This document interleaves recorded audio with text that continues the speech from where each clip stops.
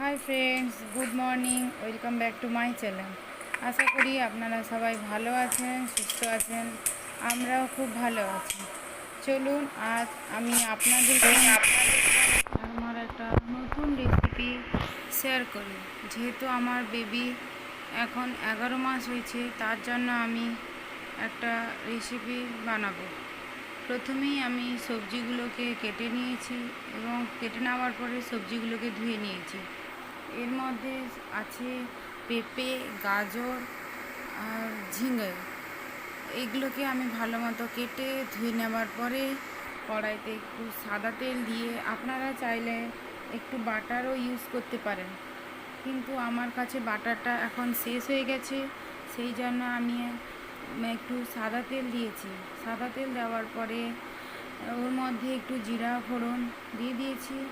এরপর এরপর পেঁপে, গাজর, ঝিঙে একসঙ্গে দিয়ে কড়াইতে একটু নেড়ে নিয়ে কড়াইতে ঢাকিয়ে দিয়েছি। একটু লবণ অ্যাড করেছি। ঢাকিয়ে নেওয়ার পরে সবজিগুলো হালকা সেদ্ধ হয়ে এলে একটু গ্যাসের ফ্লেমটা একটু কমিয়ে দিয়ে সবজিগুলো যখন একটু সেদ্ধ হয়ে যাবে, একটু জল অ্যাড করব। জল অ্যাড করে সবজিগুলো পুরো সেদ্ধ হয়ে গেলে আমি একটু আদা বাটা দিয়ে সবজিটাকে নামিয়ে নিব একটু পাত্রে। এদিকে সানভি সোনা এখন খেলা করছে। ও একা একা খেলা করছে পুতুল নিয়ে।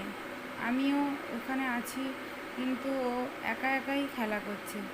চলুন, ও এখন খেলা করছে, আমি তখন আমার বাকি রান্নাগুলো শেষ করে নিই। একটু পরে আমি ওকে ঘুম করিয়ে দেব। দেখুন, সানভি সোনা একা একা খেলা করছে। দেখুন আপনারা সবাই, মাম্মাম খেলা করো। ও যেহেতু আমাকে দেখে নিয়েছে, তাই ও আমার কাছে আসতে চাইছে। আমি বাকি রান্নাটা দেখে এলাম। এরপর দেখুন সবাই বাচ্চা এখানে কেমন একা একা খেলা করছে। দেখুন ওখানে যে বোতলটা পড়ে আছে ওইটা নিয়ে খেলা করছে। চলুন এবার আমার বাকি রান্নাটা শেষ করা যাক। কড়াইটা আমি ভালো মতো ধুয়ে নেওয়ার পরে ওর মধ্যে একটু তেল অ্যাড করলাম।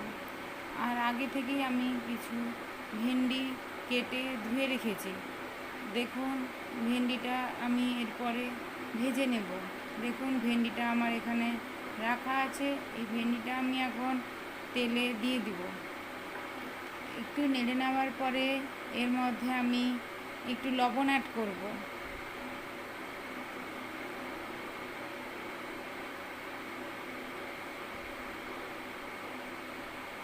লবণ দেওয়ার পরে একটু নাড়াচাড়া করে আমি একটা এর মধ্যে ঢাকনা লাগিয়ে দিব। দেখুন আমি ঢাকনা লাগিয়ে দিয়েছি। এরপর ঢাকনা খোলার পরে দেখুন আমার ভেন্ডিগুলো কত সুন্দর সেদ্ধ হয়ে গেছে। এরই মাঝখানে আমি বাচ্চাকে একটু ঘুম করিয়ে দিয়েছি। আর দেখুন তারই মাঝখানে এসে আমি ভেন্ডিতে একটু হলুদ দিয়ে গেছিলাম, হলুদ গুঁড়ো। ওটা আমি ক্যামেরাতে তুলতে পারিনি, কারণ ওই সময় আমি বাচ্চাকে ঘুম করাচ্ছিলাম, একটু ব্যস্ত ছিলাম। ওই জন্য ওই টাইমটা আমি ক্যামেরা অন করতে পারিনি। দেখুন ভেন্ডিগুলো ভাজা হয়ে যাওয়ার পরে আমি একটা ছোট্ট বাটিতে ভেন্ডিগুলো তুলে নিয়েছি। এরপর কড়াইতে একটু তেল অ্যাড করলাম, যাতে আমার পরের রান্নাটা আমি করতে পারি। তেলের মধ্যে একটু পাঁচফোড়ন আর একটু শুকনো লঙ্কা দিয়ে গ্যাসের ফ্লেমটা বাড়িয়ে নিয়ে শুকনো লঙ্কা আর পাঁচফোড়নটাকে একটু ভাজতে দিলাম। এরপর আমি ওর মধ্যে একটু পেঁয়াজ অ্যাড করব। দেখুন আমি কি রান্না করি এরপর পেঁয়াজগুলোকে একটু ভেজে নেওয়ার পরে ওর মধ্যে আমি একটু আদা বাটা অ্যাড করব। আদাটা আমি আগে থেকেই বেটে রেখেছিলাম, যাতে আমার রান্নার সময় আমাকে আর সময় নষ্ট না করতে হয়। কারণ যেহেতু আমার সানভি সোনা এখন খুবই ছোট, ওকেও আমাকে একটু সময় দিতে হয়। দেখুন আমি আদা বাটা দিয়ে দিয়েছি। এর মধ্যে আদা বাটা একটু তেলে লাল লাল হয়ে গেলে এর মধ্যে আমি কেটে রাখা আলু আর বেগুন দিয়ে দিব। আলু বেগুন যাতে একটু সিদ্ধ হয়ে যায়, ওর জন্য আমি একটু নুন অ্যাড করব এবং ঢাকনা দিয়ে ওটাকে সেদ্ধ হতে দেব। গ্যাসের ফ্লেমটা মিডিয়াম করে আমি সেদ্ধ হতে দিয়েছিলাম।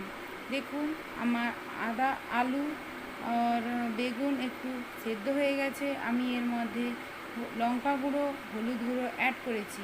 লঙ্কা গুঁড়ো, হলুদ গুঁড়োকে আলু আর বেগুনের সঙ্গে একটু ভালো মতো মিশিয়ে নেওয়ার পরে একে একটু ঢাকনা দিয়ে রেখে দিয়েছিলাম। ঢাকনা খুলে দেখুন আমার আলু বেগুনটা হালকা সেদ্ধ হয়ে গেছে। এরপর আমি কেটে রাখা শাক অ্যাড করব। আমি সব কিছু সবজি আগে থেকে কেটে রেখেছিলাম। দেখুন আমি শাক অ্যাড করেছি। এরপর কড়াইটা সব রকম আলু বেগুন শাকের সঙ্গে একটু মিশিয়ে নেব। মিশিয়ে নিয়ে কড়াইটা ঢাকা দিয়ে দিয়েছিলাম। দেখুন আমার শাকটা কত সুন্দর হয়ে গেছে। এরপর আমি গ্যাসের ফ্লেমটা অফ করে শাকটাকে তুলে নিয়েছি। এরপর কড়াইটা একটু ধুয়ে নিয়ে আমি এর মধ্যে ডিমের ভাজা বানাবো। আজ আমাদের মাছ হবে না, তাই আমি একটু ডিমের ভাজা বানাবো। দেখুন ডিমের ভাজা করার জন্য প্রথমে আমি একটা ডিমের ভাজা আমি লঙ্কা ছাড়া বানাবো আর বাকিগুলো লঙ্কা দিয়ে বানাবো। তাই জন্য প্রথমে আমি পেঁয়াজ কেটে নিয়েছিলাম আর ডিমটা ফাটিয়ে নিয়ে পেঁয়াজটা ডিমের সঙ্গে অ্যাড করে নেওয়ার পরে কড়াইতে একটু তেল দিয়ে আমি ডিমটাকে ভালো মতো করে ভেজে নিয়েছি। এরপর আমি আমের চাটনি বানাবো। আমের চাটনি বানানোর সময় আমি ক্যামেরা অন করতে ভুলে গেছিলাম, তাই দেখুন আমার আমের চাটনি অনেকটা হয়ে গেছে। আপনাদেরকে আমি রেসিপিটা বলে দিই। প্রথম কড়াইতে একটু তেল নিয়ে ওর মধ্যে শুকনো লঙ্কা আর 5 ফোড়ন অ্যাড করেছি। শুকনো লঙ্কা 5 ফোড়ন হালকা ভাজা হয়ে যাওয়ার পরে ওর মধ্যে আমি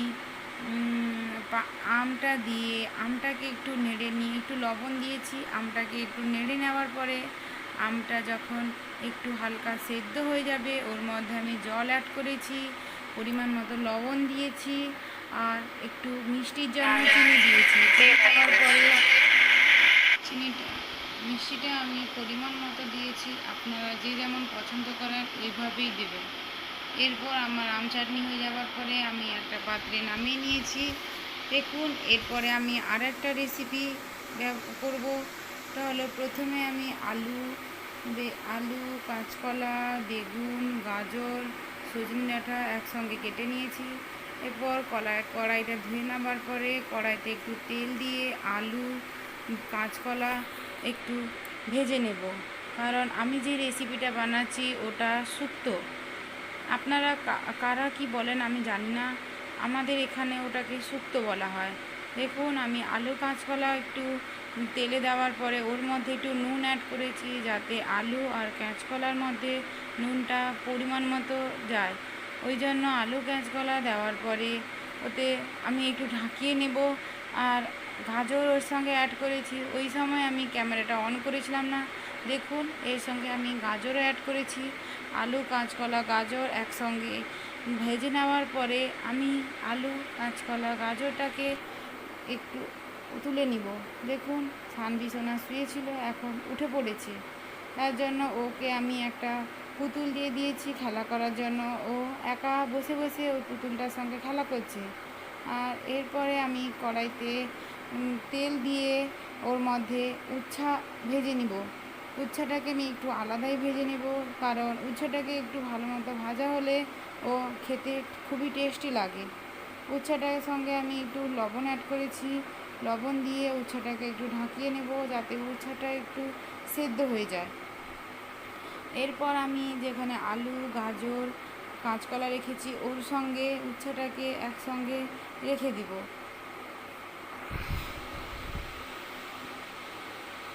দেখুন আমার উচ্ছেটা ভালোভাবে ভাজা হয়ে গেছে। এরপর আমি উচ্ছেটাকে ওই পাত্রে তুলে নিব। দেখুন আমার উচ্ছেটা হয়েই গেছে, আমি এবারে ওই পাত্রে তুলে নিব। এরপর আমি এর মধ্যে একটু বেগুনটা দিয়ে তেলে বেগুনটাকে ভেজে নেব। আর এখানে আমি সানভির জন্য খাবার বানিয়েছি, কারণ আজকে সানভিকে আমি দুপুরে লাঞ্চে দিচ্ছি ভাত আর যে সবজিটা বানিয়েছিলাম ওইটা। আজ যেহেতু অমাবস্যা, তাই আমি সানভিকে স্নান করাবো না। তার জন্য আমি সানভিকে খাইয়ে দিব।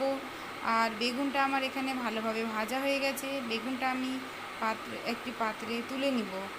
আর সজনে ডাঁটাটা আমি ওই তেলে দিয়ে দিয়েছি, যাতে সজনে ডাঁটাতে ঠিকঠাক লবণ হয়ে যায় আর একটু হালকা সেদ্ধ হয়ে যায়। এই জন্য আমি সজনে ডাঁটার মধ্যে একটু লবণ অ্যাড করেছি। আর গ্যাসের ফ্লেমটা একটু বাড়িয়ে দিয়ে ওটাকে একটু ঢাকা দিয়ে দিব, যাতে একটু সজনে ডাঁটা সেদ্ধ হয়ে যায়। দেখুন, এবার আমি সানভিকে খাওয়ানোর জন্য সব কিছু ভাতের সঙ্গে সবজি একসঙ্গে মিশিয়ে নিয়েছি। এবার আমি সানভি সোনাকে খাওয়াবো। আর এখানে সবজিগুলো যে ভেজে রেখেছিলাম একসঙ্গে দিয়ে ওটাকে আমি একটু হালকা ভেজে নিব। এবং এরপর আমি এর সঙ্গে আগে থেকেই আমি সরষা আর পোস্তর একটা মিহি পেস্ট বানিয়ে রেখেছিলাম মিক্সিতে, ওইটা আমি অ্যাড করব। আর এর সঙ্গে একটু জলও অ্যাড করব, যাতে সজনে ডাঁটা আর সবজিগুলো একটু সেদ্ধ হয়ে যায়। ওই জন্য আমি একটু জল অ্যাড করব। জলটার পরিমাণ মতো হয়ে গেলে ওর মধ্যে আমি হলুদ গুঁড়ো, লঙ্কা গুঁড়ো অ্যাড করব।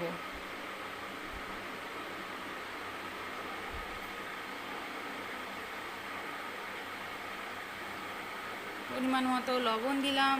এরপর আমি হলুদ গুঁড়ো, লঙ্কা গুঁড়ো এর মধ্যে ব্যবহার করব।